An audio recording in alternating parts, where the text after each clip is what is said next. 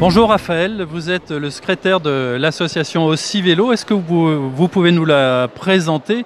Quel est le but de cette association, même si avec le nom on se doute de ce que c'est? Donc c'est une association de promotion du vélo.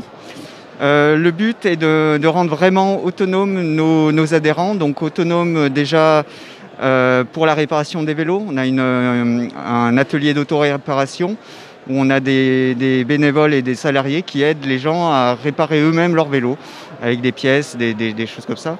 Autonome aussi à circuler en ville. On a une vélo-école où on apprend aux gens à faire du vélo pour ceux qui ne savent pas faire du vélo, mais aussi faire du vélo en ville, parce que ça s'apprend à faire du vélo en ville. Vous avez des actions citoyennes pour que se développe la pratique du vélo en ville? Alors on fait, en ce moment il y a une grande enquête nationale qui s'appelle le baromètre des villes cyclables, qui est sur toute la France et où on essaye d'évaluer en fait la cyclabilité de la ville. Donc on demande aux gens de donner leur avis sur la cyclabilité. Et ces données nous reviennent au niveau de notre association, et ça nous permet d'aller voir les décideurs et de leur indiquer, les aider à trouver des solutions pour améliorer la cyclabilité dans la ville. Alors j'avais vu un projet, je ne sais pas si ça émanait de vous, d'un aménagement du rond-point vers le tunnel du rond-point pour les vélos. C'était de votre part une proposition? Voilà, donc ça c'est une de nos propositions.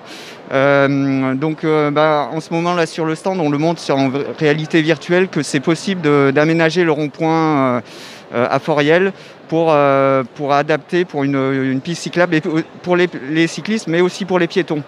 On ne veut pas opposer les cyclistes et les piétons, on est sur les mêmes créneaux. Et ça permettrait que les piétons et les cyclistes puissent passer ce point noir. Est-ce qu'il y a des chantiers actuels qui fonctionnent, qui sont en route grâce à vos actions? Alors, il va y avoir, alors ça a pris un peu de temps, mais il y a la rue Bergson qui va devenir cyclable. Donc ça, c'est suite à une action qu'on a menée lors du premier confinement, donc les coronapistes. Il y avait une quinzaine de kilomètres de pistes cyclables qui ont été mis pour tester, dont le cours rue Bergson. Donc cette rue va devenir cyclable.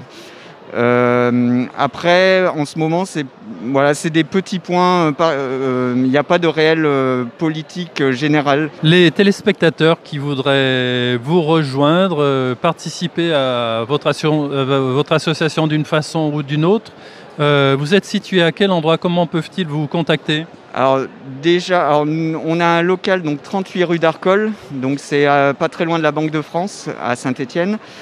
Et puis sinon, on a toutes nos infos sur le site aussivélo.fr, où là on peut voir les différentes commissions qu'on a. On a une commission aménagement qui permet de parler des différents aménagements et de ce qu'on va faire au niveau des décideurs. Une commission animation, où là c'est plus des animations qu'on fait, par exemple comme ici à Tatou Juste ou pour des entreprises. Une commission atelier pour travailler aussi au niveau de l'atelier. Voilà, donc on a un panel d'activités qui peut être intéressant pour des bénévoles.